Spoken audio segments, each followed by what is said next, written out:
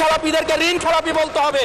আমরা লজ্জা পাই একই সংসদ একসাথে শেয়ার করার জন্য, কারণ তারা জনগণের টাকা মেরে, যারা জনগণের টাকা ব্যাংক থেকে তুলে নিয়ে ঋণ খেলাপি হয়ে আবার জনগণের প্রতিনিধিত্ব করতে আসে, এই ঋণ খেলাপিদেরকে শাস্তির আওতায় আনতে হবে। এবং তারা যখন সংসদ সদস্য হয়ে নির্বাচিত হওয়ার পরেও যদি তারা ঋণ খেলাপি হয়, এমন একটি আইন প্রণয়ন করতে হবে তাদের সংসদ সদস্য পদ যেন বাতিল হয়। ঋণ করে প্রয়োজনে ঘি খাও, তাইলেও সুখে থাকো। ঋণ করো, ঘি খাও, পরের ধনে পুদ্দারি করো, ঋণ করে ঘি খেয়ে জমিদারি করো, তাও ঋণ করো।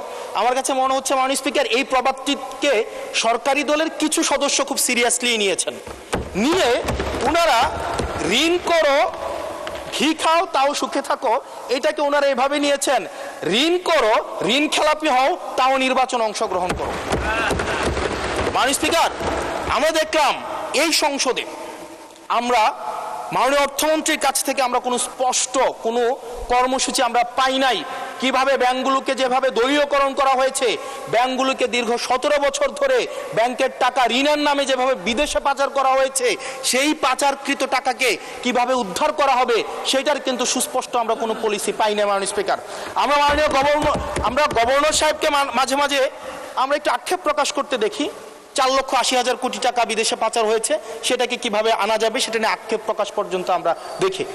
মাননীয় স্পিকার, এই যে ঋণ খেলাপি যারা আছে, নির্বাচনের আগে একটা কমন একটা স্ট্রাকচার, 5 বছর কোনো খোঁজখবর থাকে না, তফসিলের আগে সেখানে একটু কোর্টে যাবে, কোর্টে গিয়ে ওই ঋণ খেলাপির উপরের এই অর্ডারটার উপরে একটা স্টে দিবে এবং 2% দিয়ে আবার রিশিডিউল করাবে, রিশিডিউল করিয়ে আবার নির্বাচন অংশগ্রহণ করবে বিভিন্ন জায়গা থেকে, এবং আগামী 5 বছর আবার এই ঋণ নিয়ে কোনো ধরনের আর কোনো খোঁজখবর থাকে না। জনগণের টাকা নিয়ে এই বিলাসিতা বন্ধ করতে হবে এবং ঋণ খেলাপিদেরকে ঋণ খেলাপি বলতে হবে। আমরা লজ্জা পাই একই সংসদ একসাথে শেয়ার করার জন্য, কারণ তারা জনগণের টাকা মেরে, যারা জনগণের টাকা ব্যাংক থেকে তুলে নিয়ে ঋণ খেলাপি হয়ে আবার জনগণের প্রতিনিধিত্ব করতে আসে, এই ঋণ খেলাপিদেরকে শাস্তির আওতায় আনতে হবে। এবং তারা যখন সংসদ সদস্য হয়ে নির্বাচিত হওয়ার পরেও যদি তারা ঋণ খেলাপি হয়, এমন একটি আইন প্রণয়ন করতে হবে তাদের সংসদ সদস্য পদ যেন বাতিল হয়।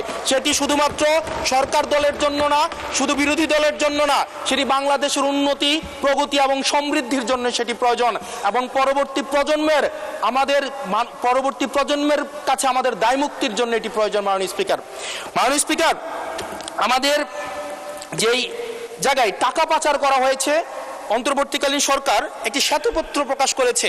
এই শ্বেতপত্রতে দেখানো হয়েছে 28 লক্ষ কোটি টাকা হচ্ছে বিদেশে পাচার করা হয়েছে। 28-এর পরে কয়টা সংখ্যা হয়, আমি ইংলিশ ডিপার্টমেন্টের ছাত্র, আর্টস ব্যাকগ্রাউন্ডে পড়াশোনা করছি, আমার মাথায় আসে না। 28-এর পরে কয়টা সংখ্যা হয়? 28-এর পরে 9টা না, এটাও হয় নাই। 28-এর পরে 28 লক্ষ কোটি টাকা বিদেশে পাচার করা হয়েছে। এখন মাননীয় স্পিকার, যারা পাচার করেছে তারা সদর পেয়ে এখন হচ্ছে মাননীয় স্পিকার গুলশান, বনানী, ধানমন্ডি, এই দেশে এখন বুক ফুলিয়ে চলাফেরা করে। মাননীয় স্পিকার, আমরা দেখেছি অন্তর্বর্তীকালীন সরকারের সময় বসুন্ধরার পুত্র সুবহান দেশে ঢোকার সাহস পায় নাই, আমরা দেখেছি আনবির দেশে ঢোকার সাহস পায় নাই, কিন্তু এই সরকার নির্বাচিত হয়ে আসার পরে আমরা দেখেছি সদর্বে এই সুবহানের পুত্র, এই ধর্ষক দেশে ঢুকেছে। মাননীয় স্পিকার, অন্তর্বর্তীকালীন সরকারের সময় দুর্নীতি দমন কমিশন বসুন্ধরার বিরুদ্ধে মামলা করেছে। আমরা দেখেছি এই মামলার কি অগ্রগতি হয়েছে সেটা আমরা জানতে চাই।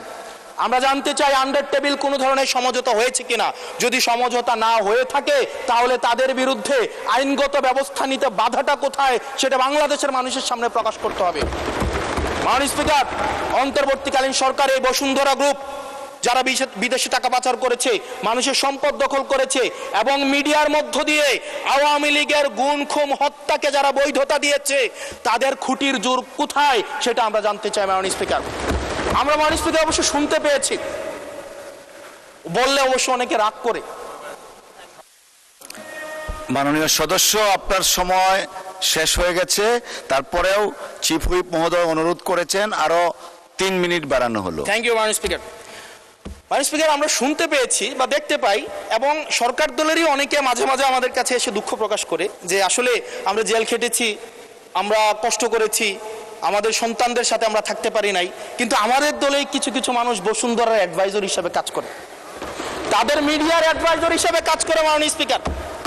যেই মিডিয়া তারেক রহমানকে, মাননীয় প্রধানমন্ত্রী তারেক রহমানকে দেশদ্রোহী হিসাবে ফ্রেমিং করেছে, সেই মিডিয়ার অ্যাডভাইজার হিসেবে আজকে বসুন্ধরা গ্রুপে আজকে এই সংসদ সরকার দলীয় সংসদ সদস্যদের অনেকেই তারা সেখানে যুক্ত। মাননীয় স্পিকার, মাননীয় স্পিকার, এটা আমাদের জন্য না, বরং তাদের সহকর্মীদের জন্য এটি তাদের হৃদয়ে রক্তক্ষরণ হয়, সেটি আমরা জানি। মাননীয় স্পিকার, মাননীয় স্পিকার, এই বসুন্ধরার বিরুদ্ধে যারা কথা বলে তাদের বিরুদ্ধে মিডিয়া লেলিয়ে দেওয়া হয়।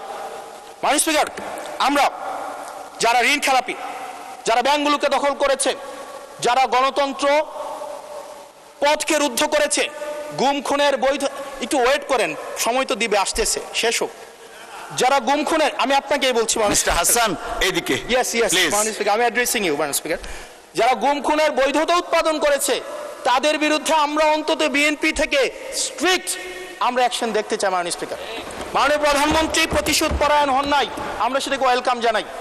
মাননীয় স্পিকার, প্রতিশোধ পরায়ণ না হওয়া আর সুবিচার নিশ্চিত না করা দুইটা এক না। মাননীয় স্পিকার, আমরা ওয়েলকাম করি উনি প্রতিশোধ পরায়ণ হন নাই, ব্যক্তিগত রাগ ক্ষোভের ঊর্ধ্বে উনি উঠতে পেরেছেন, কিন্তু আমরা এটা ওনার কাছ থেকে শুনতে চাই, উনার দলের কাছ থেকে শুনতে চাই, গুম খুনের হত্যার উনি সুবিচার নিশ্চিত করবেন, উনি আইনের শাসন নিশ্চিত করবেন, এবং এতদিন ধরে যারা মিডিয়াকে, যারা নিয়ন্ত্রিত মিডিয়ার মাধ্যমে এই ফেসিবাদের পক্ষে যারা বয়ান উৎপাদন করেছেন তাদের বিরুদ্ধে উনি সুবিচার নিশ্চিত করবেন। মাননীয় স্পিকার, আমাদের প্রতিহিংসার কথা বলছি না, প্রতিশোধ পরায়ণতার কথা বলছি না। মাননীয় স্পিকার, মাননীয় স্পিকার, আজকে এই জায়গাতে আমরা আবার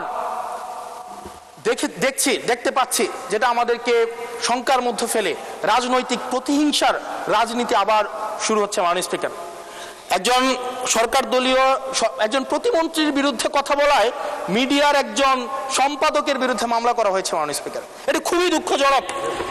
ওনাকে জেলে নেওয়া হয়েছে একজন প্রতিমন্ত্রীর বিরুদ্ধে কথা বলায়। এবং মাননীয় স্পিকার, আমি আপনার প্রোটেকশন দাবি করছি, কারণ আমরাও বলতে ভয় পাই, কারণ আমরা যদি সরকারের সমালোচনা করি, কোনো প্রতিমন্ত্রীর বিরুদ্ধে কথা বলি, মন্ত্রীর বিরুদ্ধে কথা বলি, আমার এলাকার বাজেট দিয়ে বন্ধ করে দিবে না সেটার কিন্তু নিশ্চয়তা নাই। সেই কারণে আমাদের মধ্যে অনেকেই কথা বলার সময় আওয়াজটা একটু কম করে বলে। মাননীয় স্পিকার, আপনার কাছে অনুরোধ করি, আমার জন্য আমার এলাকার মানুষকে যেন বঞ্চিত করা না হয়।